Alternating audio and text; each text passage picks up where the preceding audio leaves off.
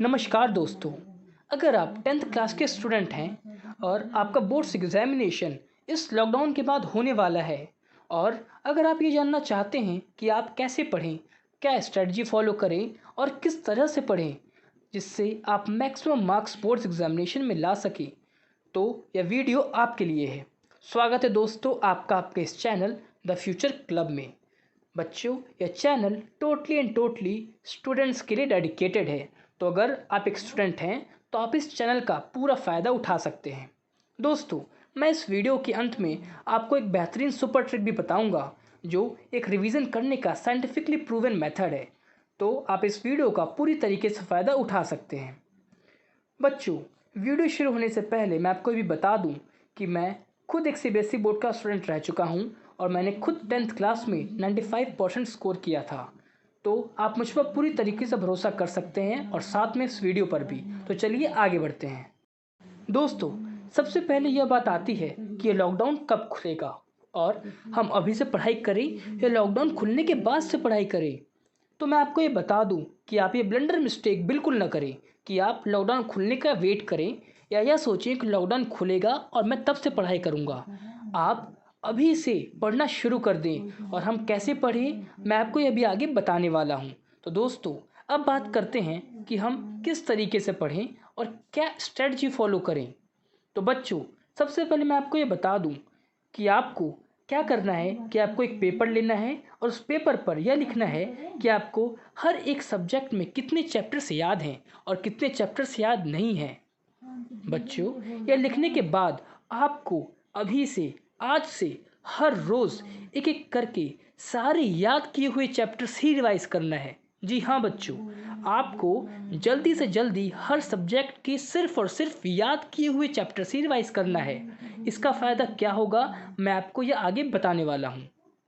तो दोस्तों, अब आपने जब अपना क्वालिटी टाइम देकर अपने सारे चैप्टर्स रिवाइज कर लिए हैं, तब आपको अगले ही दिन से दो काम अवश्य करने लग जाना है।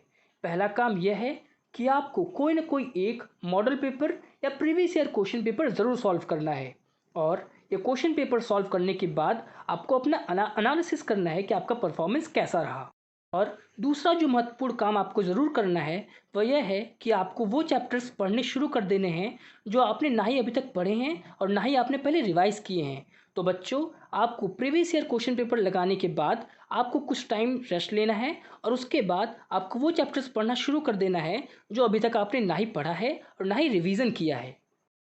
तो बच्चों, अब आपके दिमाग में एक प्रश्न ज़रूर खटक रहा होगा और वो यह है कि हमने जब सारे चैप्टर्स पढ़े नहीं हैं, जो हमको अभी सारे चैप्टर्स तैयार नहीं हैं, तब हम मॉडल पेपर कैसे लगा सकेंगे। तो चलिए बच्चों, इसके बारे में बात करते हैं। तो बच्चों, अब हर रोज़ जब आप एक से दो मॉडल पेपर लगा रहे होंगे और हाँ, यह मॉडल पेपर आप बिना सारे चैप्टर्स पढ़े हुए लगा रहे होंगे, तब आपको दो बड़े फ़ायदे मिलेंगे। पहला बड़ा फ़ायदा यह होगा कि आपने जो चैप्टर्स पढ़े हैं, जब आप उसका आंसर कर रहे होंगे मॉडल पेपर लगाते वक्त, तो आपका इससे रिटन प्रैक्टिस बढ़ेगा, जिससे या आपको रिटन प्रैक्टिस आपको एग्जामिनेशन डे के दिन हेल्प करेगा। और दूसरा जो बड़ा फ़ायदा मिलेगा वह यह होगा कि जो चैप्टर्स आपने नहीं पढ़े हैं, जब उन चैप्टर्स के क्वेश्चंस आप देख रहे होंगे क्वेश्चन पेपर में, तो आपके दिमाग में एक आइडिया मिलेगा आपको कि किस तरीके से क्वेश्चंस आ रहे हैं। और जब आप रिवीजन करेंगे, पढ़ेंगे उन चैप्टर्स को, तब आप अच्छे से दिमाग में फीड कर पाएंगे कि हमको इस तरीके से पढ़ना है, इस तरीके से क्वेश्चंस आते हैं, जिससे आपका परफॉर्मेंस अच्छा हो पाएगा। चलिए बच्चों, हम इस प्रोसेस को ढंग से समझते हैं एक एग्जाम्पल के तौर पर। सपोज़ आपने अपने पहले 7 से 8 दिन अपने सारे सब्जेक्ट्स के याद किए हुए चैप्टर्स को रिवीजन करने में लगा दिया। तो बच्चों, आपको अगले ही दिन से यानी कि 8वें या 9वें ही दिन से आपको अपना सारा टाइम दो काम करने में लगा देना है। पहला काम यह है कि आपको कोई ना कोई एक या दो अपने कैपेबिलिटी के हिसाब से मॉडल पेपर या प्रीवियस ईयर क्वेश्चन पेपर ज़रूर लगाना है और उसका अच्छे से एनालिसिस करना है। और जो दूसरा काम आपको उसी ही दिन करना है मॉडल पेपर लगाने के बाद, वो यह है कि आपको वो चैप्टर्स याद करने शुरू कर देने हैं जो आपको अच्छे से याद नहीं हैं, जिनका ना आपने अभी तक अच्छे से पढ़ा है और ना ही रिवीजन किया है।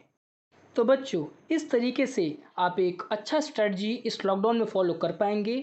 आप अच्छे से पढ़ पाएंगे, आप अच्छे से मॉडल पेपर लगा पाएंगे और अच्छे से रिवीजन कर पाएंगे, जो बहुत ही बेनिफिशियल होगा आपको आपके एग्जामिनेशंस के वक्त। तो बच्चों, यह तो हो गई आज के वीडियो के बारे में, लेकिन जैसा मैंने आपसे प्रॉमिस किया था कि मैं आपको एक सुपर ट्रिक बताऊंगा ऑफ रिवीजन, तो चलिए उसके बारे में बात करते हैं। तो बच्चों, अब हम बात करेंगे रिवीजन के एक सुपर ट्रिक के बारे में। इस सुपर ट्रिक का नाम है फेनमैन टेक्निक ऑफ रिवीजन। बच्चों, मैंने इस टेक्निक का जिक्र अपने पहले वीडियोस में भी किया है, तो आप मेरे चैनल पर जाके उन वीडियोस को भी देख सकते हैं, लेकिन मैं आपको फिर से बता देता हूँ। बच्चों, फेनमैन टेक्निक क्या कहता है? तो बच्चों, फेनमैन टेक्निक ऑफ रिवीजन क्या कहता है? फेनमैन टेक्निक ऑफ रिवीजन ये कहता है कि अगर आपको कोई भी कॉन्सेप्ट या कोई भी टॉपिक अपने दिमाग में अच्छी तरह फीड करना है, जिससे आप एग्जामिनेशन के दिन जाके वो टॉपिक अच्छे से लिख पाएँ, तो आपको क्या करना है कि उस टॉपिक का रिवीजन करते वक्त आपको आपके दिमाग में एक इमेजिनरी बच्चा एज्यूम करना है। और बच्चों, अगर आप उस इमेजिनरी बच्चे को वो टॉपिक अच्छे से समझा पा रहे हो, मतलब कि अगर आप उसको समझाते वक्त कोई भी गैप नहीं देख पा रहे हो अपने एक्सप्लेनेशन में, तो समझ जाइए कि आपको वो टॉपिक अच्छे से तैयार है। लेकिन बच्चों, अगर आप अपने एक्सप्लेनेशन में कोई भी गैप देख रहे हो, अगर आप देख रहे हो कि गैप्स क्रिएट हो रहे हैं आपके एक्सप्लेनेशन में, तो इसका मतलब आपको वो टॉपिक अच्छे से तैयार नहीं हुआ है।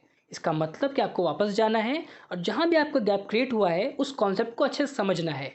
तो बच्चों, ये थी फेनमैन टेक्निक की बात। ये टेक्निक बहुत ही बेनिफिशियल है और इसने बहुत से स्टूडेंट्स को हेल्प किया है। बच्चों, this is all about today's video. If you like this video, please like it and please do subscribe my channel. Thank you.